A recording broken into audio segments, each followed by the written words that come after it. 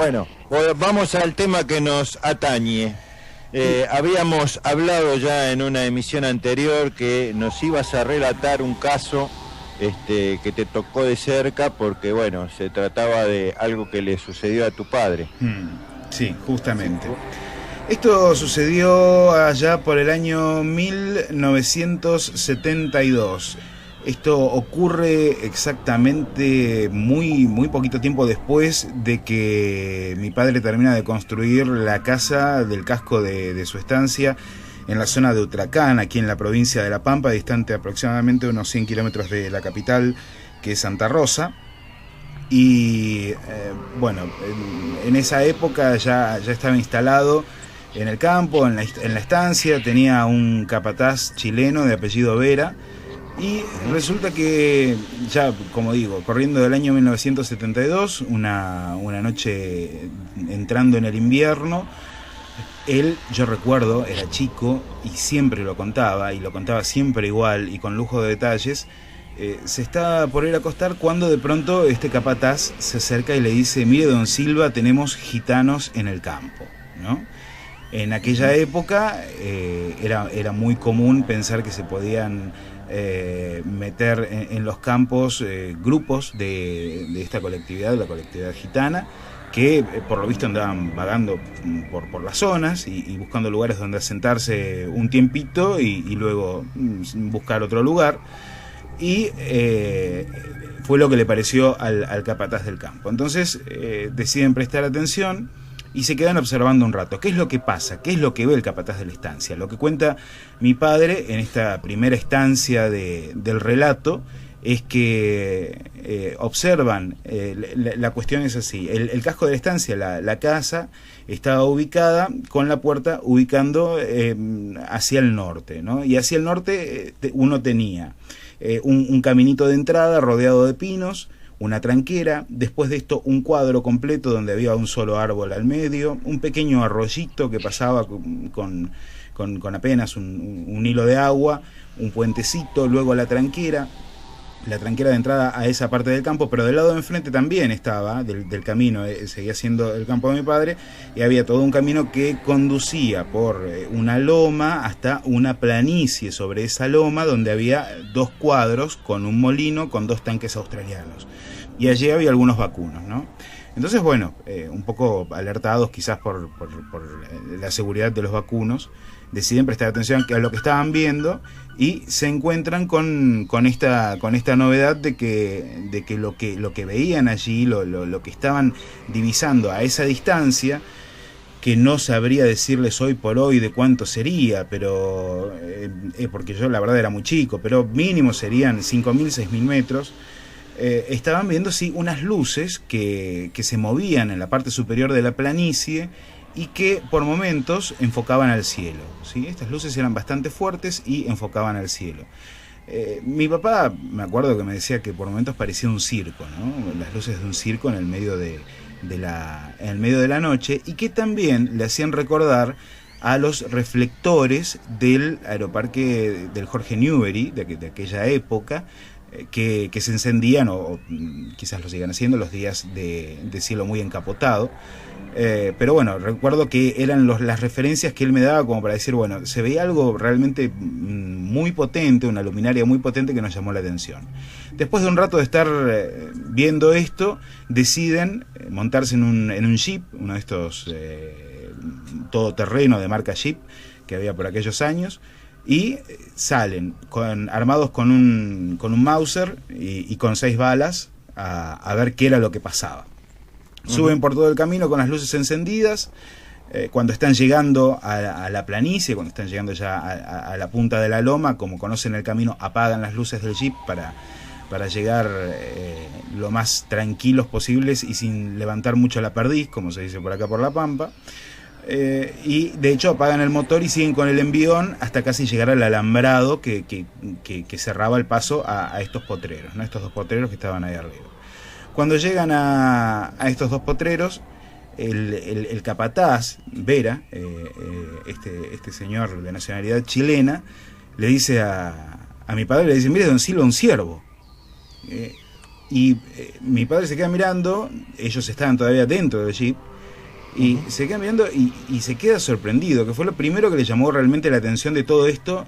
Y repito, él en todo momento decía que en ningún momento pensó que pudiera ser nada más que un grupo de gitanos en el campo. Pero sí le llamó mucho la atención que de pronto estaban viendo dos ojos anaranjados en medio de la noche que se podrían por la altura decir que eran de un ciervo, pero el tema es que ellos tenían las luces del jeep apagados, o sea, los ojos no conozco todavía y no creo que nadie haya visto un ciervo que le brillen los ojos naranja.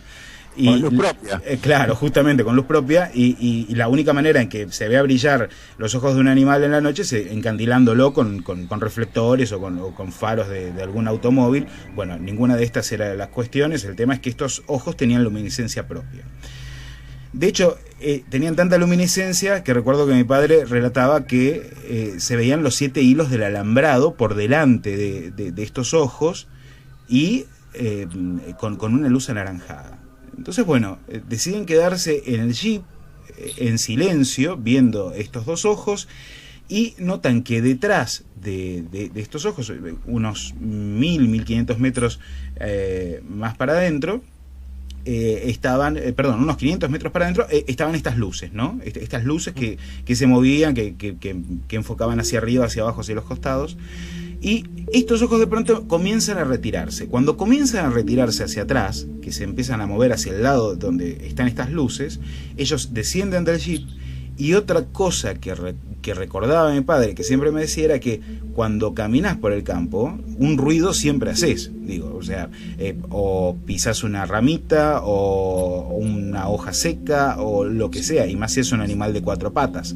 Bueno, aquello que se movía no hacía ningún tipo de ruido, o sea, era un silencio total. De hecho, destacaba esta cuestión que Santiago Camacho le dice campana de irrealidad. Bueno, esta cuestión del silencio, ¿no? De un silencio sepulcral que un poco los puso nerviosos en algún momento. Bueno, resulta que estos dos ojos, porque lo único que llegaban a ver, se siguen moviendo hacia atrás, hacia donde están estas luces. Entonces, mi padre, que se había bajado con el Mauser, con una mira telescópica, recordemos que es un arma de guerra, apoya en uno de los postes el Mauser y comienza por la mira telescópica a mirar de cerca qué era lo que estaba pasando allí en el medio del cuadro. Resulta que lo que estaba pasando, o lo que él alcanza a ver y narra, son 7 ventanitas ojos de buey, como de vidrio ahumado, con una luz amarillenta del otro lado, dispuestas en una posición horizontal. En la parte inferior un resplandor inferior a estas ventanitas. Ellos no veían una forma de un objeto, o sea, veían las luces. Ven como un resplandor. Él divisa 3 reflectores, lo que él llama 3 reflectores, uno rojo, uno blanco y uno amarillo, que se iban mezclando las luces que emitían y formaban otros colores. Algo que parece un poco extraño, pero él hablaba de un rosado, de un naranja más fuerte, de un blanco muy pálido, a veces por momentos de un azulado, y que iluminaban tanto el campo en manera horizontal, como también elevaban las luces hacia el cielo y hacían estos movimientos como los que él describía de estos reflectores del Jorge Newbery. Bueno, resulta que estos ojos siguen retrocediendo hasta la posición donde están estas luces. Mi padre sigue mirando a ver qué era lo que podía identificar. Sobre estas ventanitas de forma de ojos de buey, ve unas luces también que se movían. Él me decía que era como si fuera una antena que se movía arriba de eso, con luces que estaban en constante movimiento. Y de pronto nota un movimiento en estas ventanitas que no puede identificar bien qué es. O sea, él me decía, bueno, era un movimiento que había detrás de estas ventanitas, pero no se veía nada, porque era como si fuera un vidrio ahumado. Vera le dice, bueno, don Silva, ¿qué hacemos? Están acá, nosotros algo tenemos que hacer. Le dice, bueno, vamos a tirar unos tiros por elevación, a ver si alguien reacciona, si nos dan bolilla y se acerca alguno a hablar, o por lo menos dicen, bueno, acá estamos, esperen, no disparen. Sí, entonces... Sí, claro, justamente. Y resulta que además el Mauser tiene una característica, que la bala tiene un silbido muy particular. En el silencio en el que estaban, el primer tiro que hace por elevación mi padre, me contaba que, bueno, no solamente truena la bala cuando sale expedida del caño del arma, sino que además el silbido fue muy notorio, pero no pasó nada. O sea, no tuvieron ninguna respuesta. Todo seguía igual. Todo seguía igual, exactamente, todo seguía igual. Las luces arriba, los reflectores, las 7 ventanitas, los 2 ojos, todo exactamente, el resplandor abajo, todo exactamente igual. Onda, no, ni siquiera consideramos que podás estar por acá. Hace otro tiro por elevación, lo mismo, y así de las 6 balas que había llevado, gasta 5, ¿no? O sea, hace uso de 5 proyectiles que lanza por elevación, no hay respuesta, esperan unos 10-15 minutos a ver si pasa algo, y como no pasa nada, le dice mi padre a Vera, le dice, bueno, yo le voy a apuntar al reflector rojo a ver qué pasa. Vera lo mira, le dice, bueno, don Silva, aquí ya está, más que romperle el foco no le vamos a hacer nada. Le apunta al reflector rojo, ¡pum!, lo baja. Cuando se apaga el reflector rojo, se apaga todo lo demás. Entonces ahora sumamos el silencio sepulcral más la oscuridad total, ¿no? Sí. O sea, además era una noche sin luna. Una oscuridad total, silencio sepulcral, nada de nada, y ellos ya esperaban que apareciera alguien, o que por lo menos hubiera una voz de alto, una voz de lo que sea, no sé, nos rompiste el reflector, nada de nada, o sea, nada de nada. Se quedan 30 minutos esperando a ver qué era lo que pasaba, escuchando, no escuchan nada, no ven nada, no identifican absolutamente nada, hasta que a los 30 minutos se enciende el reflector rojo, el reflector amarillo, el reflector blanco, las 7 ventanitas, las luces de arriba, el resplandor abajo, sigue todo el movimiento como si nada, y ese es el primer momento en el que ellos dos sienten que se tienen que ir de ahí. En ningún momento pensaron que era un plato volador, algo extraño. O sea, ellos seguían con la idea de que había algo muy raro que estaba pasando, pero que tenía que ver con algo medianamente normal y explicable. Se van. Le dicen, bueno, soldado que huye sirve para otra batalla. Pegan media vuelta, empujan un poco el jeep para irse en silencio, lo encienden ya en la bajadita y se van pensando a ver qué era lo que había pasado, ¿no? Realmente les llamaba mucho la atención. Yo recuerdo que el casco de la estancia de mi padre tenía una puerta de vidrios repartidos, o sea que, y frente a la puerta había un sofá, o sea que uno perfectamente se podía tirar en el sofá y mirar hacia el norte, que era justamente donde estaba sucediendo esto. Una vista privilegiada para ver qué era lo que pasaba. Y justamente es lo que hace mi padre. Entra por esa puerta, se tira en el sofá y se queda en el sofá, medio dormitando, pero observando lo que él ya describía como un espectáculo, porque las luces se hacían cada vez más potentes, porque se veían otras luces que brillaban arriba, que se movían, que iban, que venían. Para él era realmente un espectáculo y así lo describía. Sobre las 4 de la mañana se queda dormido y ya no sabe más nada hasta el otro día. Al otro día, al mediodía, el campo de mi padre lindaba con el campo de sus hermanos, ¿no? Eran 4 hermanos en realidad que tenían repartidos los campos de mis abuelos, y 2 hermanos compartían las estancias. Ahí tenían el casco de la estancia vieja, así que bueno, estaba justo al lado del campo de mi padre, y aparece uno de los hermanos de mi padre, aparece Julio, creo que eran Jorge y Julio, y le dice, ¿no sabes lo que pasó, Jaime? Jaime se llamaba mi padre, Jaime Silva. Dice, Jaime, ¿no sabes lo que pasó anoche? Veníamos, esto había sido en la noche madrugada de un viernes a un sábado, veníamos del baile de Hacha. General Hacha es una localidad que está ahí a 10 kilómetros más o menos. Veníamos del baile de Hacha, una caravana de autos para la estancia, y vimos levantar un plato volador de allá, del campo tuyo, ya de la planicie.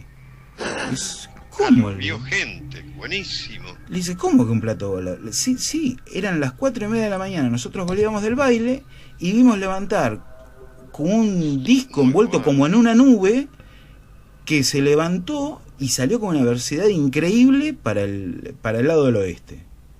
a la hora que él se quedó dormido, más o menos. Media hora más tarde, sí, más o menos ahí. Qué raro. Bueno, esto no queda ahí. Mi padre, que a ese punto ni se había imaginado que podía ser un plato volador, a todo esto, con todo lo que había visto, ni se había imaginado que podía ser algo por el estilo. Obviamente, plato volador, objeto volador no identificado, en la época se le decía plato volador, ¿no? Por ahí hoy por hoy... ¿Fueron al campo a ver qué pasó? Claro, justamente, pero por la descripción morfológica del objeto que hacía mi tío, era un plato volador, ¿no? ¿Qué hace? Bueno, lo llama a Vera, lo despierta, porque también se había dormido tarde tratando de ver qué era lo que pasaba, lo despierta y le dice, vamos para allá a la planicie, porque me acaba de decir mi hermano que bueno, se suben al jeep de vuelta, suben, ¿y con qué se encuentran? Se encuentran con que el molino, que tenía estos dos tanques australianos, estaba totalmente falto de agua, ¿sí? O sea, de cada tanque australiano que estaba lleno el día anterior, quedaban nada más que 2 canaletas de agua. El resto del agua en los tanques faltaba. Y no estaba desparramada en el frío. 30.000 litros tiene cada tanque de eso. Más o menos, no sabría decirte, pero es muchísima agua. Estamos hablando casi de una pileta mediana, de estas de concreto. Y bueno, los 2 tanques vacíos y el agua no estaba desparramado alrededor. Y se encuentran, yo me acuerdo, mi papá había sido parte de la Junta Nacional de Carnes, y de cortes de carnes sabía mucho. Yo me acuerdo que él me decía que encontraron ahí cerca de los tanques de agua, y esto lo repetía siempre porque él no entendía por qué se habían llevado lo que se habían llevado. Me decía, yo no sé si fueron extraterrestres, yo no sé si fueron gitanos, yo no sé si fueron cuatreros, pero la verdad que el que haya sido no tenía ni idea de lo que se estaba llevando, porque mataron una vaquillona y todo lo que no servía fue lo que se llevaron. O sea, no hicieron, los cortes eran perfectos. Fíjate lo que me estaba diciendo. Le habían cortado la carne de la quijada, le habían cortado los genitales, le habían sacado un ojo, le habían sacado un cuadradito por acá, un circulito por allá, algún órgano interno. Mutilación de ganado. En el año 1972, muchísimo antes de que se hable a principios del año 2000 de las mutilaciones masivas. Era un vacuno mutilado ahí en el año 1972, acá a 100 kilómetros de la capital de la provincia de La Pampa, y que yo crecí escuchando esta historia. O sea, la escuché 10.000 veces en mi casa. La contaba a su círculo más cercano, pero solía contarlo porque tanto sus amigos como nuestros parientes se le pedían de vuelta que lo cuente, porque realmente era muy llamativo, ¿no? O sea, sobre todo el dato este de la vaca, porque todavía no se hablaba de vacas mutiladas. No, para nada. O sea, hasta los principios del año 2000 no se hizo masivo este tema. No. Y en el año 72... Y decime, algo que me llamó mucho la atención, lo de los... ¿Podés volver al relato de los ojos? Sí. Esos ojos... ¿Podés repetir ese relato? Sí, yo te repito lo que obviamente esto es casi como la tradición oral, ¿no? O sea, es lo que se transmite de generación en generación, pero lo que él describía era justamente esto, que cuando ellos estaban dentro del jeep, ven, cuando frenan, ven y le dice Vera, tenemos un ciervo adelante. Todavía Vera le dice, tiene el Mauser, bájelo y de paso nos llevamos el ciervo. Le dice, no, pero esto no es un ciervo. Eran 2 ojos naranja a la altura de donde podría estar la cabeza de un ciervo, pero que emitían una luz. O sea, de hecho, emitían una luminiscencia que iluminaba los 7 hilos del alambrado que tenía delante. Muy bueno. Estos 2 ojos en el medio de la noche. Ese es el caso más importante. Después, bueno, tuvo algunas otras experiencias que incluyen a mi madre, creo que en el momento que estaba embarazada de mí también, volviendo de un baile en hacha también hay un objeto que se queda sobre la camioneta de mi padre. Mi madre venía atrás manejando el otro auto que tenían, que era un Torino, y le tocaba bocina para que frenara, y no no frenaba porque no estaba mareado, estaba como ido, y de pronto se da cuenta que está mareado, frena, y cuando frena y se baja, se da cuenta que había una luminiscencia alrededor de la camioneta, mira para arriba, ve que estaba esta cosa que era como una nube arriba, y esto otra vez también se va al oeste a una velocidad bastante importante. Ese es otro de los eventos que vivieron en esa época. Muy bueno, muy bueno. La verdad, Fernando, que la descripción que haces de toda la situación no da lugar a hacer ningún tipo de pregunta ni que pedir ningún tipo de aclaración de nada. Lo interesante es que, mira, no aclaración, pero conversar un poco sobre el tema. Sí. Es interesante por el lado de la mutilación de ganado. Eso es decir, que algo estaba sucediendo ahí, aparte de estar esas luces. Sí. Algo estaba sucediendo. Así que se encuentran con un ganado mutilado. Lo de los ojos rojos, eso me llamó la atención porque, ¿te acordás, Dani, de los famosos ojos rojos en la represa? Sí, en la represa, y el caso en Parera, ahí en La Pampa. Y el de La Pampa, pero el de la represa, vos te acordás de eso, ¿no? Sí. Que iluminamos una noche así, cruzaban dos ojos rojos, justamente. Y eso me llamó la atención también. Pero eso está relacionado con el ovni, digamos, esos dos. ¿No le veían cuerpo a esos ojos rojos? No, nunca le vieron el cuerpo, nunca le vieron ninguna forma detrás. Es lo que, de hecho, me llama la atención, ¿no? O sea, veían las luces, pero no veían las formas. Lo comparaban con la altura de un ciervo, pero que no estaban iluminándole los ojos como para que tenga la luminiscencia. Exacto. Eso, estamos hablando, si no me equivoco, vos, Fer, que sos más de la zona, un ciervo a la altura de los ojos, ¿qué puede medir? ¿1,20 metros, 1,40 metros como mucho? Y no, un poco más también, ¿eh? Puede medir tranquilamente, sí, 1,80 metros, 1,80 puede medir. He visto pasar ciervos caminando muy cerquita mío acá en el Parque Luro. Un ciervo grande, un ciervo macho grande es alto. Para tener una idea de la altura de esas dos luces rojas, ¿no?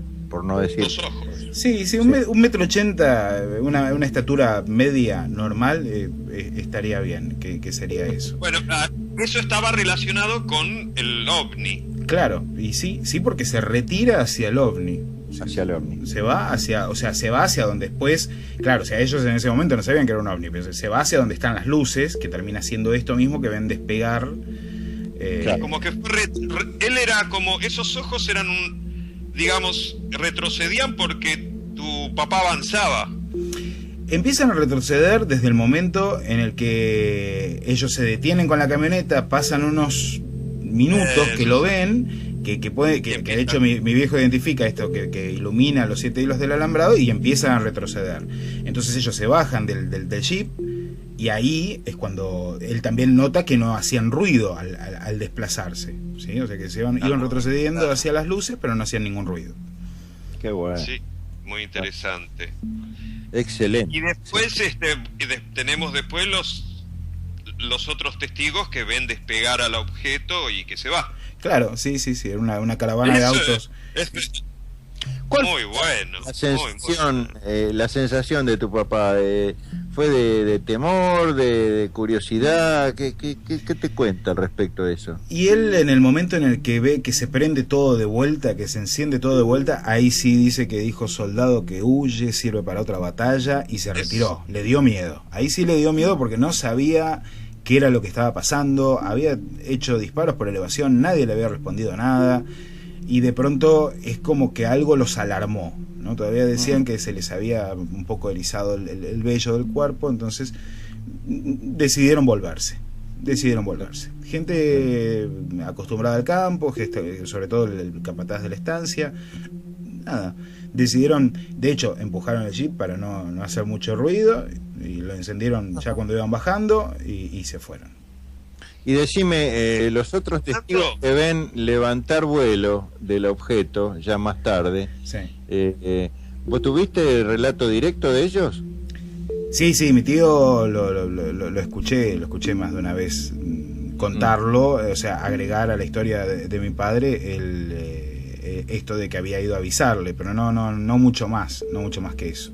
Yo soy mucho de las sensaciones, ¿no? Soy mucho de las sensaciones. ¿Qué sensación le causó a ellos eso? No, y ya tanto decirte como las sensaciones no, o sea, yo no te puedo decir más de lo que me acuerdo. O sea, lo que me acuerdo era que sí, que estaban muy emocionados, obviamente, porque habían visto levantar algo luminoso con forma de plato, medio como entre una nube de la planicie del campo de mi viejo, y se habían quedado viendo eso que les había pasado por arriba y salió de una velocidad increíble para el oeste, ¿no?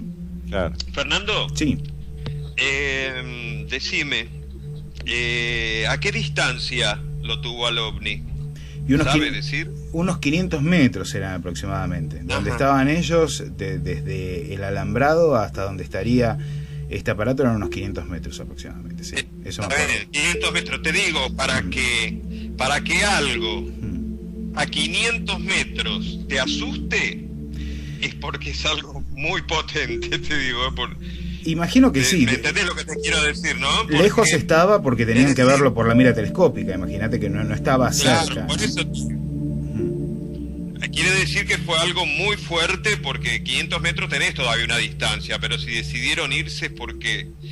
en eso tengo una teoría, que es que ellos te hacen ir porque están haciendo algo, así nomás.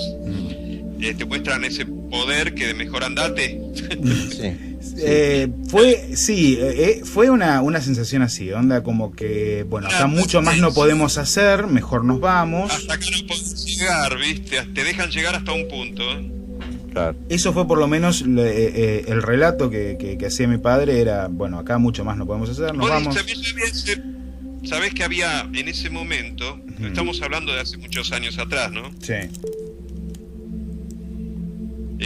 Se hablaban teorías de que los seres humanos no nos podíamos acercar a los ovnis porque la radiación, la radioactividad, hablaban de que todo eso influía.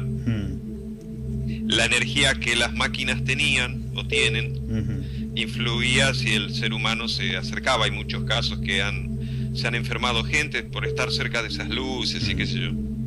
Hay relatos de ese tipo. Yo creo que te dan hasta una distancia. Después de ahí, si vos no lo comprendés, es decir, que te querés acercar más, y ya ellos ya provocan ese miedo. Sí, es real, es un miedo, no es una... Imagínate que si se prendió otra vez, estaba todo oscuro y se prendió de golpe todo, y mejor nos vamos. Sí, no sí, vas a poder. Fue esa sensación. No vas a poder. Totalmente, fue la sensación de que no podían hacer absolutamente nada. Así que, repito la frase que siempre decía mi padre: soldado que huye sirve para otra batalla. Nosotros de acá nos vamos. Y se quedó en el sofá mirando hasta que se quedó dormido. Y bueno, se perdió el despegue, ¿no? El final de la historia.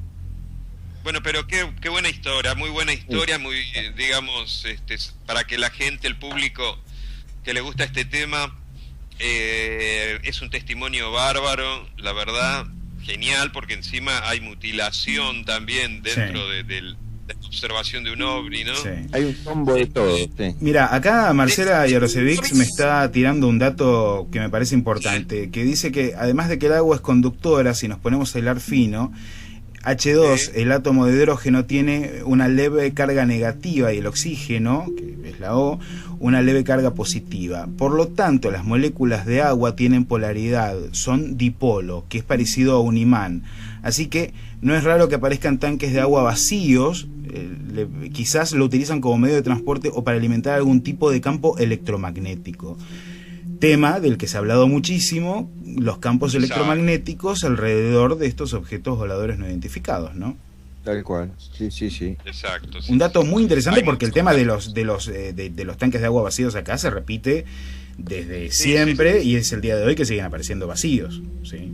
Muy buen aporte, muy interesante, No, ahí tenés de todo, te digo, en esa observación que pudo ver tu papá, que la verdad que realmente una gran experiencia, te digo, Sí, realmente sí.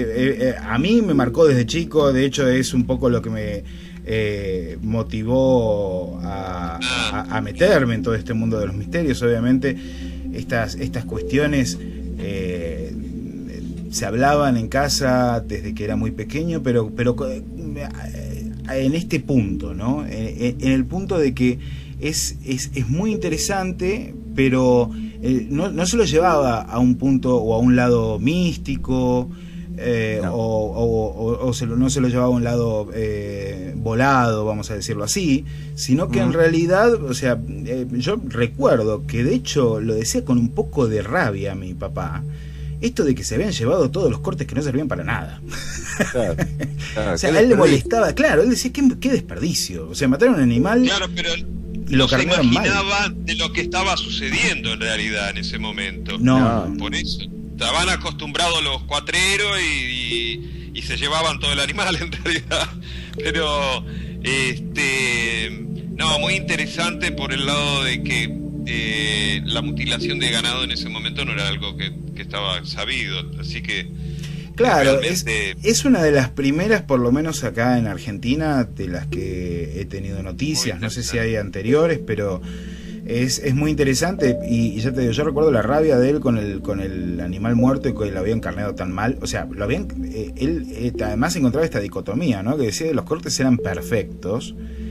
En cuanto al cierre, los cortes aparecían cerrados, aparecían como si hubieran sanado en el momento, que eso también me lo decía, pero no servían para nada. Digo, o sea, hacían un corte cuadrado perfecto, le hicieron un corte cuadrado perfecto acá, un circulito allá, se llevaron los genitales, se llevaron la carne de la quijada, pero eso no sirve para nada. Todo lo que servía para el asado lo dejaron. Sí. Claro, es que ese era el razonamiento, en definitiva, ¿no? Y bueno, después esto, la incógnita de la falta del agua, que me parece lo que el comentario que me acaba de acercar Marcela, que siempre colabora con la producción y con ideas muy interesantes, me parece que es muy importante, ¿no? Esta cuestión de que podría servir, realmente sería algo para investigar y para indagar profundamente a los efectos de un motor electromagnético o de algún tipo de artefacto electromagnético. Si empezamos a conjugar las partes, además también, tanto que se ha hablado del tema de las mutilaciones de ganado y que no siempre están relacionadas a la cuestión ovni, o que es difícil relacionarlas a la cuestión ovni porque aparecen de pronto en los campos estos animales en lugares imposibles, aparecen allí, sí. Pero no se ven luces, bueno, resulta que acá tenemos un caso de un encuentro cercano, si se quiere hasta el tercer tipo, si uno puede pensar que esos dos ojos correspondían a un algo o un alguien. Y algo era. Sí, o un alguien, pues, así que podríamos decir hasta del tercer tipo, pero por lo menos del segundo tipo, con varios testigos que lo ven de distintos puntos, uno muy cerca, otros que vuelven de una localidad y lo ven levantar vuelo, y al otro día se encuentran con este escenario que parece puesto como para que digamos, bueno, podemos relacionar mutilaciones de ganado y fenómeno ovni y esto acá en la provincia de La Pampa en el año 1972. Claro. Tiene Buenísimo, todos los componentes, Fernando, la verdad que excelente. Te agradecemos muchísimo, por supuesto, por haberlo compartido hoy acá en nuestro programa. No, van por a favor. ser casi ya la 1 de la mañana. Qué programita, ¿eh? Yo que te dije, Programó. yo te lo dije, Dani. Así que, bueno, nada. Fernando, la verdad que el relato maravilloso. Bueno, muchas gracias. Fue lo que se te pidió y cumpliste. Por supuesto. No, pero por supuesto. Para este lugar, el canal está abierto para este caso y otros casos que quieran contarlos también, porque es para la gente que realmente quiere saber más del tema. Y bueno, estas cosas sucedieron en los años 70 y bueno, acá lo tienen el relato porque lo interesante también, Fernando, es que sos el hijo del testigo. Claro. Sí, soy el hijo del testigo, eso sí. Relato de... ¿Entendés? Eso es de primera mano, estamos hablando de que lo habrán hablado tantas veces en tu casa, así que bueno. Y es un relato que mi papá falleció en el año 96, así que nada, o sea, obviamente hasta ese momento, claro, hasta ese momento hubiera sido posible quizás hacerlo grabar algo. Pues yo nunca, la verdad nunca lo pensé, era chico, no le prestaba atención a decir, bueno, grabo, hago un registro de esto. No pensaba todavía en comunicar, estaba en pleno secundario, en comunicar estas cuestiones, pero creo que hubiera sido muy bueno tener algún registro de algún tipo. De hecho sé que existe un registro que tiene una persona de puño y letra de mi padre, pero bueno, son cosas que suceden.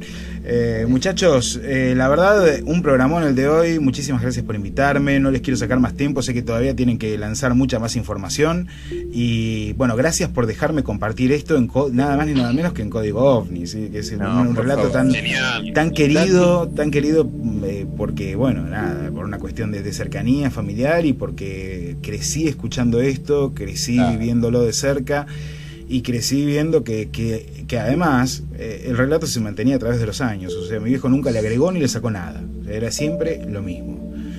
Y eso es algo que a mí también me dio la pauta cuando empecé a razonar sobre todos estos temas, de que algo le había pasado, ¿no? Y de que algo realmente había visto, quizás un poco con la tranquilidad característica de la gente que está acostumbrada a lo rural, ¿no? En esta provincia por lo menos, que ve estas cosas y por ahí sí le da un poco de miedo, se va, pero no indaga demasiado, no es que les quita demasiado el sueño. No sé, a mí me parece realmente muy interesante, sobre todo los puntos estos, ¿no? De la mutilación, la falta de agua, el año, y hay otros casos que vamos a ir desgranando si quieren con el paso del tiempo. Aquí en la provincia de La Pampa está lleno de casos y de personas que han vivido cosas muy pero muy extrañas, y que hemos entrevistado a algunos, y que otros los tenemos también agendados. De hecho, estoy haciendo un trabajito de investigación con unas luces que se están viendo sobre la ciudad de Santa Rosa, color anaranjado, durante varios días a la semana, con frecuencia por ahí de día intermedio, que van de norte a sur o de sur a norte. Y bueno, yo estoy haciendo algunas averiguaciones, no se trata de vuelos comerciales, hay una contradicción o unas contradicciones ahí entre personal de la torre de control y personal civil del aeropuerto, pero también me ha llegado una fotografía de una persona que pudo fotografiar estas luminarias, así que ahora estamos buscando la entrevista con esta persona para poder sacar un poquito más de información, y están apareciendo varios testigos. Y de hecho, nosotros tenemos un pequeño especial que hicimos para el canal de YouTube sobre el paraje La Araña, y esa noche que estábamos filmando, esa tarde, se hizo nochecita ya, estábamos Maxi Cofré, Miguel Pumilla y yo en el paraje, ya preparándonos, tomando unos mates para volver a Santa Rosa, y vimos sobre la vertical, te diría ahí a medio camino entre Santa Rosa y Toay, que es una localidad que está a 10 kilómetros de Santa Rosa, una luz anaranjada que se mantuvo un tiempo allí y después desapareció, una esfera anaranjada que no nos animamos a decir que era absolutamente nada, porque realmente no podemos decir que era, pero no pintaba para nada un avión o una avioneta bajo ningún punto de vista, no tenía nada que ver con eso. Pero bueno, tampoco podemos decir bien qué era. Lo que sí coincide con el horario, ¿no? Porque fue sobre las 21. Y realmente, bueno, después de eso a nosotros nos empiezan a llegar estos reportes, estos datos, y estamos empezando a juntar un poco de material y a grabarlo en video, y vamos a hacer algo con la señal sobre estas luminarias que están apareciendo en Santa Rosa. Yo hace poco le conté a Daniel algo que vi acá saliendo al patio de mi casa, también con la misma coloración, así que bueno, hay material para juntar, pero tampoco nos queremos meter en protagonistas nosotros de verlo, sino que queremos buscar a los testigos y sobre todo tratar de descartar la cuestión de los vuelos comerciales o no sobre Santa Rosa, que también hay un tema ahí medio complejo. Hay que investigar bien. Sí, justamente. En eso andamos. La señal, jueves, 22 horas. Exacto, por Intrusión. ¿Cuáles son los otros medios de comunicación que tienen con Fernando Silva? Y para comunicarse con nosotros, con Fernando Silva Hildebrand, quien les habla en este momento, un servidor, como diría Johanan Díaz Vargas, y un saludo muy grande para él si escucha esto, con Miguel Pumilla, con Sabrina Gómez Nicolás, con Maxi Cofré, con todos nuestros amigos y colaboradores. Lo que tienen que hacer es www.cienciaymisterios.com.ar y de allí pueden entrar a la fanpage en facebook.com/Ciencia y Misterios, también pueden entrar a mi blog en Infobae, pueden entrar a las cuentas de Twitter y seguirnos desde allí, al canal en YouTube, donde hay un montón de información que no sale en el programa, que hay contenidos exclusivos que van a parar al canal de YouTube, y están todos los Área X que hemos hecho hasta ahora, y por supuesto las repeticiones constantes en Intru 100, la radio de Código OVNI, la radio clásica del OVNI en Argentina. Y nada, agradecerles, muchachos, muchas gracias por esto y por estar haciendo Código OVNI, que es el clásico de los clásicos en los programas de radio dedicados a estos temas. Bueno, Fer, un abrazo grande, muchas gracias por participar. Se nota que es un amigo. Se nota que es amigo. No, sí, por sí, favor, en serio, es verdad. Lo que digo es así, crecí escuchándolos, digamos, ¿no? O sea, toda esta etapa en la que estuve preparándome, pensando en comunicar estas cosas, los escuchaba a ustedes y aprendí. Y ahora estamos todos juntos. Y para mí es un sueño. En el mismo lodo, todos manoseados. Sí, o digamos que vamos manejando el mismo barquito. A mí me gusta más así, vamos manejando el mismo barquito, todos juntos, tratemos de que no salga nadie por los tirantes, sino que nos amuchemos cuando vengan los tiempos difíciles, y por ahora que las cosas están bien, y que tenemos lindos programas, y que nuestros amigos oyentes son tan inteligentes, y que nos comparten sus historias, y sus relatos, y sus opiniones, y sus puntos de vista, y siempre están marcando las cosas que les parecen que están bien, y las que se podrían mejorar. Digo, tenemos que aprovechar para seguir mejorando, y para seguir generando estos puntos abiertos de divulgación de temas tan interesantes e importantes como estos. Así que nada, gracias de corazón. Bueno, a vos, un abrazo muy grande. Buen trabajo siempre el que hacen ustedes, a todo el equipo de La Señal, y particularmente a vos, Fernando, por haber participado hoy acá. Así que bueno, nos hablamos prontito. Un abrazo grande. Un abrazo grande, ¿eh? Chao. Chau, chau. La Señal, Ciencia y Misterios.